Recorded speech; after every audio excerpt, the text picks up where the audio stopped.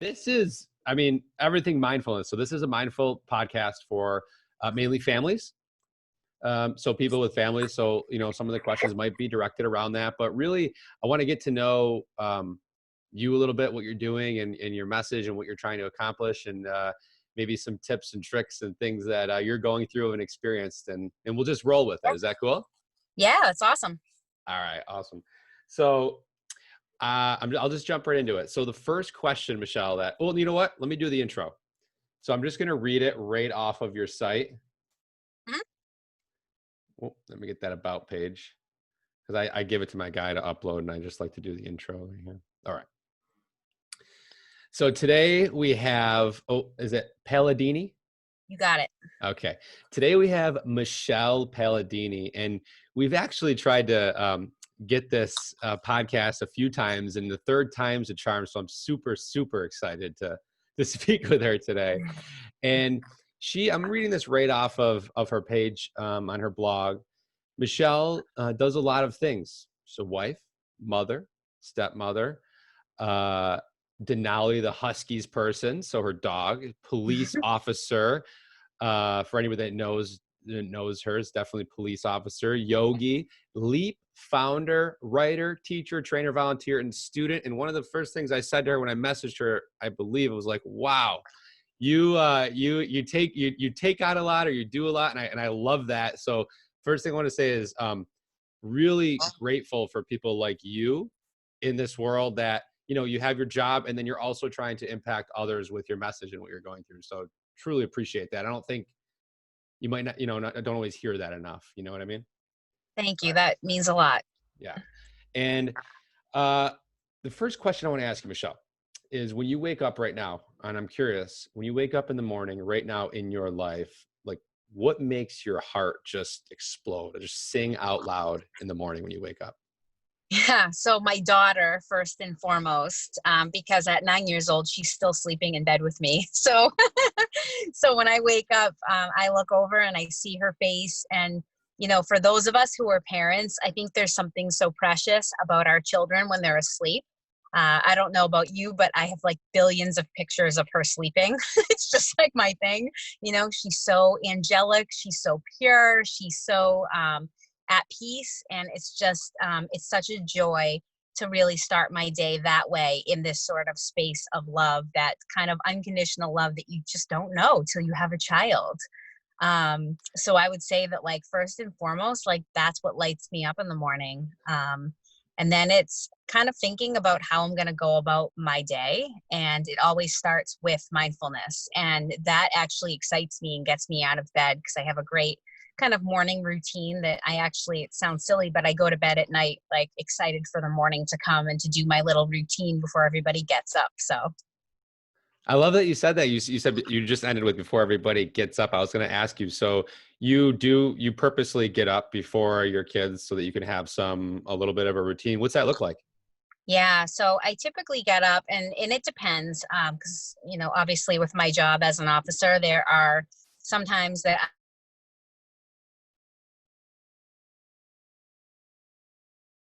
on, what's going on in terms of, my work schedule. But for the most part, I'm up between 4 and 5 a.m. And being up at that early hour gives me a good, it's usually about 2 hours to myself. And so I go downstairs, I put on the coffee, and that's just sort of my own little vice, and my, hey, let's wake up. The coffee's being made. I love everything about it. The smell, feeling the warmth of the coffee in my mug. And then I settle into a morning meditation. And that's kind of my routine. Sometimes I add in some yoga in the morning. It depends on my schedule. I'm also doing some writing right now. I'm working on a book, so I do a lot of writing in the morning. So my routine can vary, but for me, the writing process is mindfulness, and it is a huge part of my practice. I was always a journaler, so journaling is something that's part of my practice. So if it's not writing or yoga or meditation, it's sitting quietly with that cup of coffee and trying to do that without any kind of entertainment. So I'm sitting drinking my coffee, and I'm sitting drinking my coffee, right? I'm not scrolling through social media. I'm not watching the news. I don't have the TV or any music on. I'm just sitting. And that for me has been such a beautiful practice and a great way to set the tone for my day. And on the occasions, because I'm not a perfect person, that I don't have my morning routine complete, I feel like I'm already starting my day like with a little bit of a deficit. So That's yeah. You just said a lot there. And one of the things that I've noticed talking to people and having conversations about morning routines is they'll do it for a while and then kind of fall off, right? And a lot of it has to do with like the whole why. I think of what is the purpose of you getting up early? Is it for yourself? Is it for somebody else? Is it a combo? What is it that inspires you or keeps you getting up? I know it's not just, oh, I need to get up before my kids to have a little bit of alone time. I know there's got to be more to that, right? To keep it consistent. hmm yeah, I think for me, it's few and far between that I have moments in my day that I have downtime. And I know we can all say that. But for me, actually having the time to dedicate to meditation is such a huge, huge, huge part of my day. Simply because I'm a firm believer of dropping moments of mindfulness into our day. So into the things that we're already doing. But to have that time that I am actually allowing my mind to settle, because I know we opened with you talking about how many things I do, and it's obnoxious. Like, it's actually obnoxious how much stuff I do. And, my husband says to me all the time, he's like, so what's this new project you're taking on? It's this thing, whatever. And he's like, I can't even keep up with you anymore.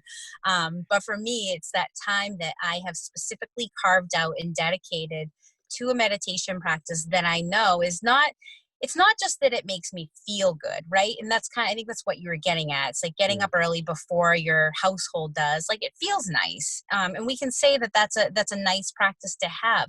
But the benefits of meditation have been so almost quantifiable for me that I physically can feel a difference, notice a difference. And it's also, I know it's increasing my capacity and my ability to handle all of these things that I do. And so it's not so much something that I want to do or feel like I need to do. It's something that is just become so ingrained in me in such a pattern that it makes such an impact. And when I don't have it, a piece of my day is missing, if that makes sense. That makes complete sense. And that was exactly what I was going to say, is that just makes total sense what you said. And you said you believe in finding pieces throughout the day to incorporate mindfulness. I was talking to a doctor recently, and he said that before he sees 15, 20 patients a day. And he said before he opens the door, he puts his hand on the door handle and he'll take 1 or 2 deep breaths to kind of reset and then get into the room. How do you find that in your job, what you do?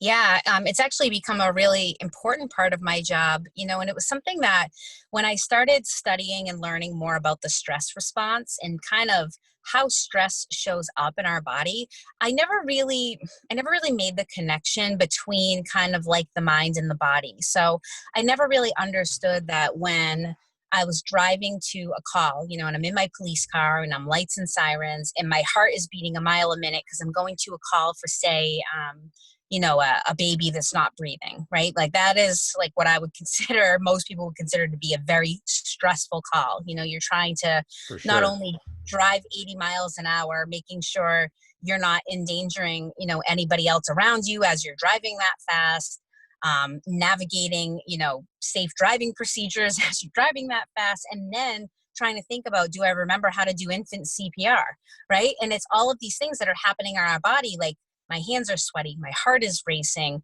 and I never considered that I could actually mitigate that stress response by using a mindfulness practice. It was sort of like, well, yeah, of course I'm going to be anxious and my breathing's going to be, faster going to this call because I'm nervous. But I never thought that there was something that I could do to maybe lessen that stress response.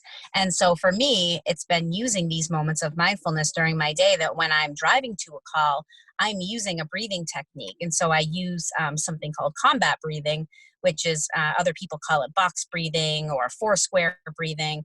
And what that does is it sort of serves as a pattern interrupt. So it interrupts those patterns of stress in your body so you can, begin to breathe, begin to focus on that. And that was something that I could do as I was driving, and a lot of people don't think of mindfulness as something you can do while you drive. And for me, it has been. Other times would be like when I'm gearing up in the morning, I always say to people, I wear a lot of gear in my job as a police officer. We have a lot of tools, we wear a bulletproof vest, it's all of these things we have to get dressed in the morning with. And part of that sort of like physical preparedness is also the mental preparedness. So it's taking a minute or two to sit in my locker room, and I have, a bench in front of my locker, and I sit there and I just drop into a couple minutes of a short meditation or maybe some intention setting, just something that's going to sort of slow me down and kind of set the tone for my day. Because like most of us, I'm running into work like everybody else is, trying to get, kid on the bus and dog to doggy daycare. And like, it's like we have all these things that we do in the morning, like, oh, I need breakfast, I need all this stuff. And then driving to work, and then you get stuck behind that person that's driving really slow, and you're like, why are they driving slow? And then you're carrying all of that into your day. So it's like getting to work and taking a moment to sort of land in the space that you're in, I think is really beneficial. So those are just a couple examples. Yeah, I love that. And how is it perceived as an officer? There's probably, and I'm just assuming here, and correct me if I'm wrong, there's probably not a lot of police officers leading, like you are, a movement of mindfulness meditation. There might be a couple, I'm not sure. I know of you. How is that being perceived in your field? How is it being taken? Yeah. Historically, I mean, and it's funny, I was actually just having a conversation with my boss just prior to us getting on this podcast together. And he was saying how he had recently gone to one of our newest officers, just graduated the police academy. And my deputy chief said he was so impressed with the police chief that gave the graduation speech, because he talked about the three most important things that a police academy graduate should know. One is, it was related to safety, to always don't get complacent, always think about your safety. The second one was don't be afraid to ask for help when you need it. So mentally, emotionally. And the third one was to remember that the money's always going to be there, but your family moments, your kid's first little league game, like those things aren't going to be there. And that speech was such a drastic shift in really showcasing how policing is changing. And we are so deeply concerned about our officers' mental health that I'm starting to see a slow shift where we're looking at the statistics, right? And more officers are dying by suicide than they are by line of duty deaths. So those numbers are, most people think, well, police officers have a dangerous job. They're dying in the line of duty, but more are dying at their own hand. And so we kind of have this culture of like, you have to be able to handle the job. You have to be tough mentally and physically. And that's been such a barrier for officers being able to access help. So you were correct that there are not a lot of us really, I hate to use the word preaching, but sometimes it feels that way. It feels like we're trying to, in as many ways as we can, showcase the benefits of the practice from a mental health, a stress, a resiliency perspective. And so, there's, a handful of us, I think, that are really kind of bringing these practices forward. But I think within that, there are a lot of agencies that are starting to focus on wellness, and they may not be calling it mindfulness, but they might be calling it resiliency training. And so I think we're seeing a shift. And I think it's right in line with, how mindfulness has sort of taken off over the last 5 to 10 years here in Western culture. And I think, we're a little bit cynical, a little bit jaded in this profession, right? You see bad things all the time, and it's just very hard to get out of your own way sometimes. So I think we're always kind of the last to maybe jump on sort of something new and innovative, especially when mindfulness has a little bit of a like touchy-feely hippie connotation to it. And that's really... Yeah, go ahead. Can I stop you because you said something that I wanted to touch on is the cynical jadedness, right? So I have a few friends, police officers, great individuals, love them to death.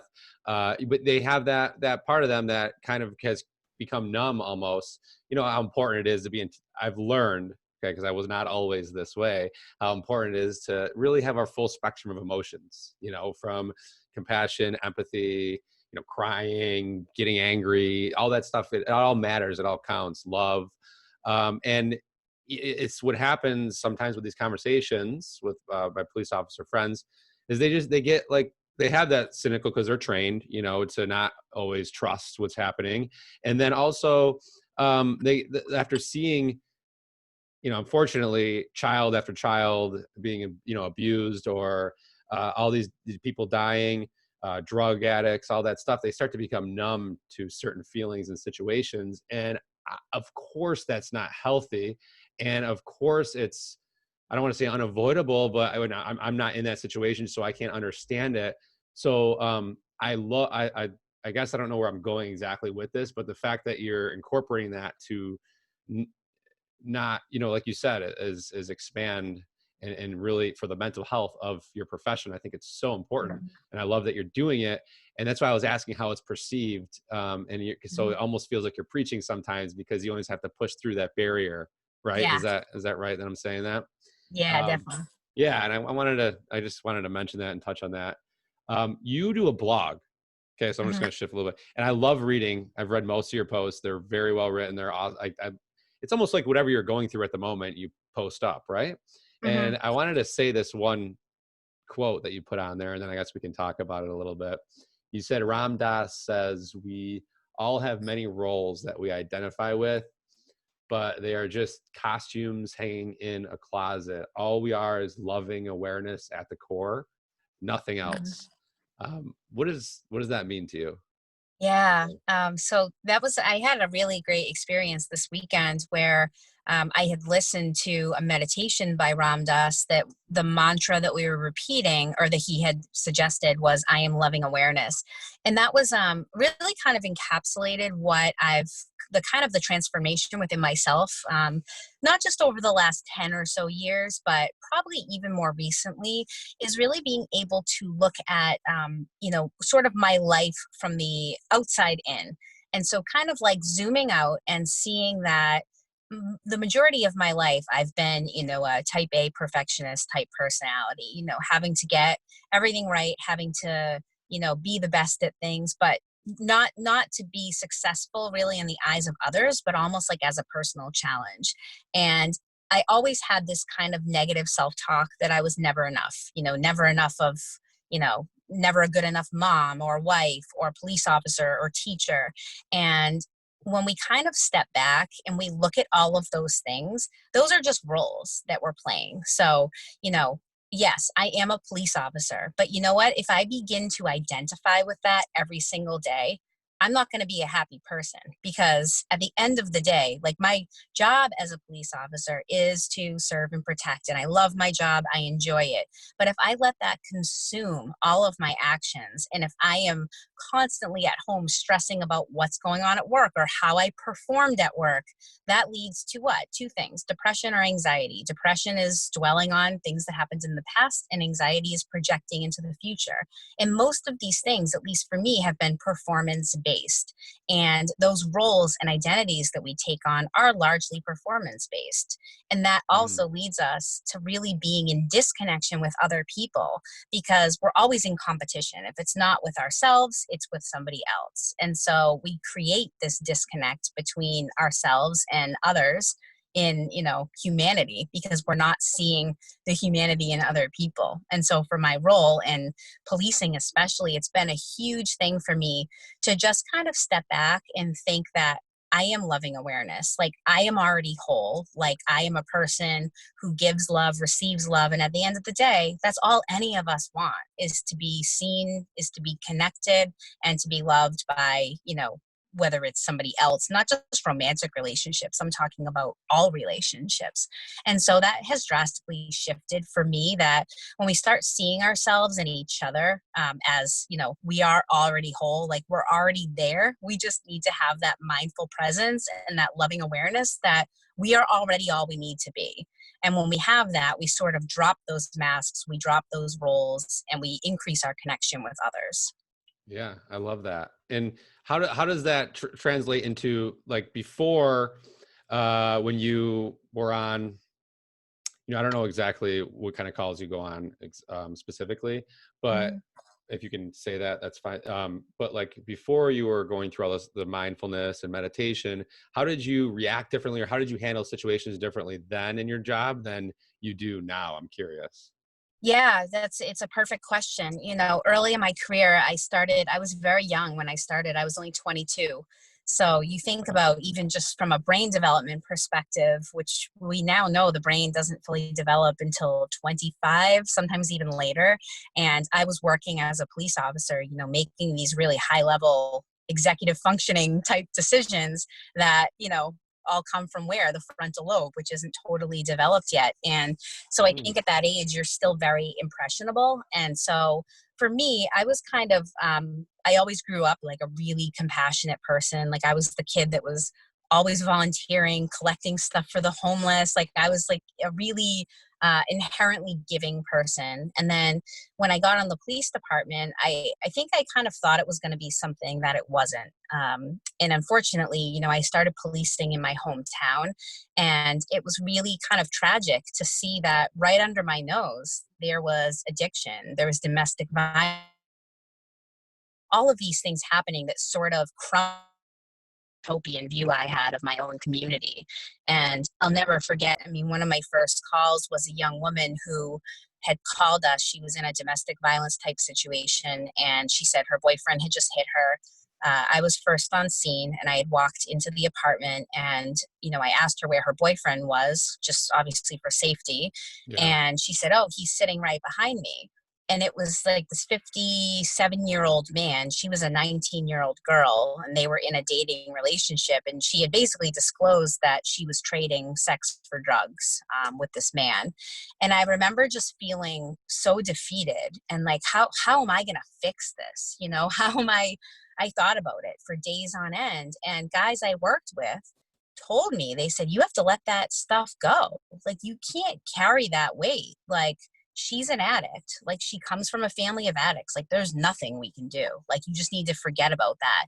And so that kind of leads to what we talked about previously, that you almost become like calloused to these really human issues that people are having. And that really led me into sort of a path of judgment, and it was like, well, they're just addicts, or they're just abusers, or they've just been abused. And so you sort of create this hierarchy where you're like, well, that's not my life. I'm not like that. And so my mindfulness journey has taught me that I am no different from any of those people that I serve, right? We all have those feelings of loneliness or of addiction, and everybody can say, "Oh, I don't have any addictions." And it's like, I'm pretty sure you do, or I'm pretty sure you know what it feels like to want something and to not be able to stop wanting it. And so sort of this collective experience of humanity through mindful practice has really helped me shift, the Michelle Palladini, actually that I wasn't named that then, I'm still using my maiden name, but the Michelle of 2004, when I started my career, is a completely different person of the Michelle in 2020 because of mindfulness. Yeah, that's it's almost a word that, as you talk, comes to me, and it's I don't even know if this is on the correct line or whatever, but like almost like authoritative compassion, right? You say you have to be controlling in the situation, but it sounds like you've developed a way to do it along with some more compassion that normally didn't have before, maybe, that Hmm. helps the whole, just helps the situation altogether, both for you and for the situation at hand. Is that Yeah. kind of? Absolutely. You might have just coined a phrase there. I like that. Authoritative compassion. I Yeah. it literally, I just as you were saying it again. Maybe It's I so do. good. I love that. Yeah. Yeah, I often say that, like, it's almost like policing with heart. It's like Mm, we still have to go to situations, and you're right. Like, we represent authority and control, and we are coming in at people's worst moments. But can we come in while being, situationally aware and tactically sound, and all of, the buzzwords we use to, make sure we're maintaining safety? But can we do that in recognizing that the other person is having a hard time? They're probably not giving us a hard time. right. even though it feels that way. It feels personal. It feels like it's directed at us. But Right. when we peel back the layers, no, this person is struggling and they're having a hard time, and it's manifesting itself in behaviors that are directed at us. But it's not personal. It's based on their mental health or their life experiences or trauma they've developed over the years. So when we use sort of that perspective, it helps us police with a lot more authenticity. I love that. And this is almost Yeah. kind of embarrassing, but I forgot that I didn't plug my computer in. I need to just run and grab my plug and plug it in real quick. No problem. Okay, sorry. You do your thing. No problem.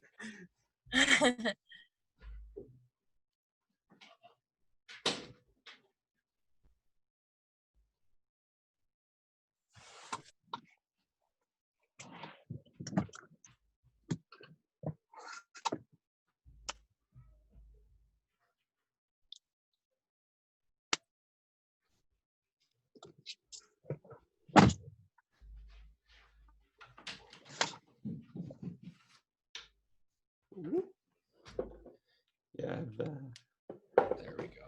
Okay. Put my wall back up. Yeah. I have a 5-year-old, and my son's birthday's today. He's 2 years old. He just turned 2 today. Oh, congrats. Happy birthday. That's exciting. Yeah, it was. Aww. Yeah, we had a little party this weekend for him, so but it was cute. Fun. That's so fun. Awesome. Yeah, it's a fun stage, and I'm really glad that I picked up in this whole mindfulness and meditation, daily meditation practice and everything early, because personally it's helped me with parenting, with my relationship with my spouse.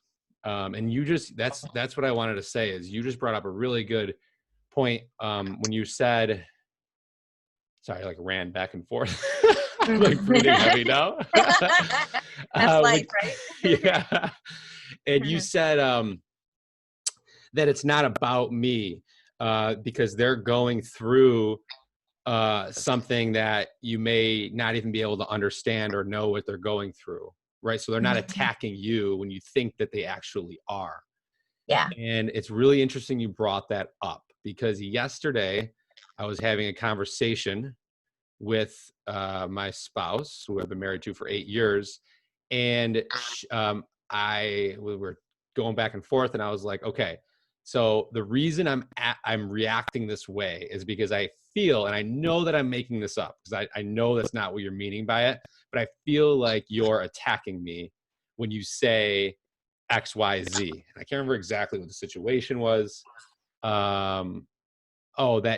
were talking about, she's a stay-at-home mom. All right. So and I have a lot more freedom because of my job. I'm able to like go to the gym, go to this, and, during my work hours.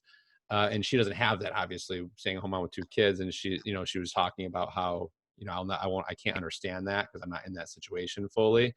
And it just felt like I was being attacked when she really wasn't. So I love that you said that, because I think that can go into our relationships too. How long have you been married to your husband for?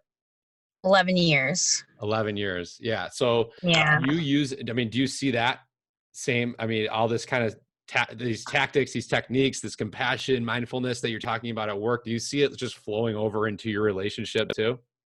Yes, constantly. And just like you said, it's really about, and it's zooming out and looking at the situation sort of from above and saying, all right, you know what? He's reacting this way because of something that's going on with him. And most of the time with him, he's an officer as well for a different agency. And typically for him, because he works overnight shifts, it's usually because he's tired. And so mindfulness allows me to sort of see the gray area in what's seemingly black and white at the time, right? Like, you're being a jerk. You made a comment that made me feel bad. But in that gray area, it's like, all right, I can take a breath and say to myself, all right, you know what? He just worked 16 hours straight. He hasn't slept. He went to a really bad call last night. So you know what? Like, I can take a breath and maybe I just remove myself from the situation for right now. Right. So it's like, we can kind of like, again, it's peeling back the layers and saying, you know what? he's having a difficult time with something. And then the same goes for me. I can actually self-reflect, and, maybe after the fact, I can say, hey, I'm really sorry for saying what I said. I know that I was really still kind of thinking about that thing that happened at work today, and I really didn't need to direct my anger at you. And sometimes just, it's like that whole, I don't know if you've seen any of Dan Siegel's work, but he talks about name it to tame it. He's Entertainment. Yeah, so it's like you name your emotion to tame the emotion. It's a technique often used with kids. So it's simply in what the MRIs are showing in the brain is that by simply identifying the emotion, so I'm feeling angry right now, I'm feeling confused right now, actually helps tame that stress response in the brain. So it's pretty cool. Like I'm Uh, feeling confused, and I'm going to call it Fred. So Fred's like feeling confused. Is that what you mean by naming it? Yeah, yeah, exactly. So just like simply labeling the emotion that you're feeling. And it's any range of emotion, because I think we look at emotions as like good or bad, and they're not good or bad. They just are what they are. Like no matter how much mindfulness you practice, you're still Right. going to have moments that you feel annoyed or you feel frustrated Of or course. so it's sort of like being able to express how you're feeling in the moment, and then learning how to move, not like dismiss the emotion, but how to move through it. And that's where you have to really rely on your tools. And maybe if it's in a interpersonal relationship with your spouse or coworker or child, maybe it's about learning which tool is appropriate at that moment. So when you're feeling, like completely angry, like you're in fight or flight, you can't get out of that mindset. It's like, all right, what am I going to do? Maybe I'm going to go walk to the kitchen, get a cold glass of water. Maybe I'm going to go step outside, or maybe I'm going to go run on the treadmill for 5 minutes. Like, so it's sort of like knowing what tools are available to you when you're feeling those emotions, so that your emotions aren't like coming out and manifesting themselves in an argument with the person you're with, if that makes sense. Yeah. Yeah. 100%. 100%. I'm going to take another zigzag. L.E.A.P founder. What is L.E.A.P? Why don't you tell my audience what L.E.A.P is? Yeah, LEAP stands for Leadership, Empowerment, Awareness, and Protection. And it's a program I developed back in 2013 now. And I really wanted to teach kids. So my role in policing is split. So I spend half my position, I'm in detectives. Investigating, any type of detective related case.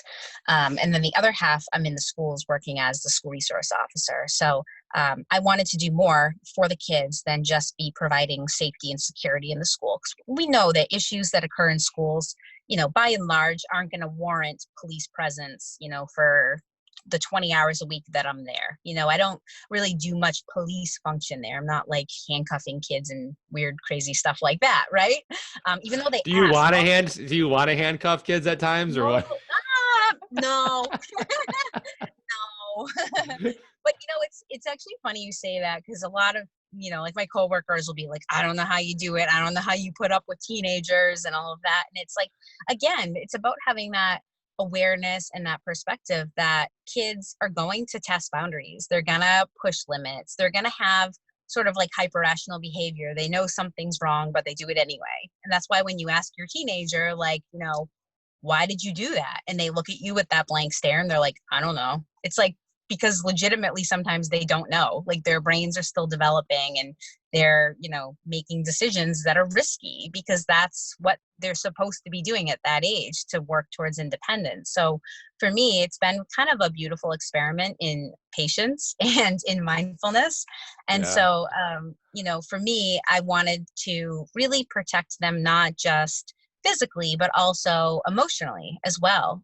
Because most of the issues I deal with my kiddos at the school are related to anxiety or depression or thoughts of suicide. And it's really kind of staggering when we look at the statistics with our children today and how stressed out these kids are. It brings me to tears, honestly, to hear these kids' stories. And so for me, it was about wanting to give the kids more in the way of social emotional education.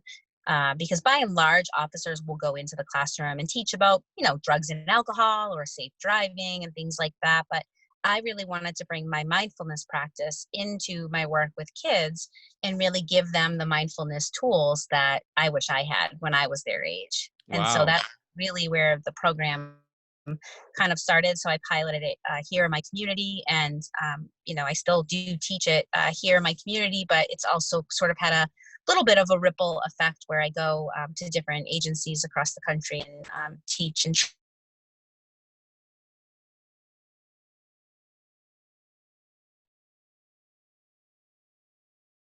I lost you. We're officially lost.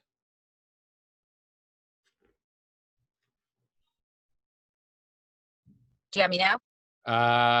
Yes. Okay. Okay. Yeah, it's still, are you there? Yep. Okay. Yeah, you said you were talking about ripple effect and then it cut out. Yeah, so it had a ripple effect in that I now teach and train officers, school resource officers across the country in this program.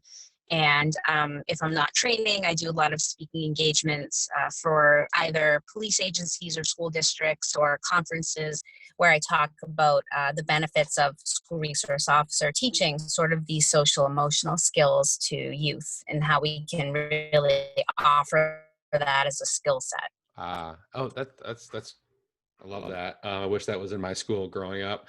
You said I'm just curious as you were talking. What do you see that's causing a little more stress in kids at school? What do you see that it is? Is there like a main point piece, or is it a whole plethora of stuff? I think it's several things. I hate to point to one thing in particular. I think, and again, this largely depends on where you're living. I mean, we know that our inner city kids are experiencing different stressors than maybe Sure. our middle class suburban kids. But by and large, I think that we have parents are now many families are dual income, so parents are out working longer hours. And listen, I come from a dual income family myself. My husband and I both work 60 to 80 hours a week. Like, we work a lot.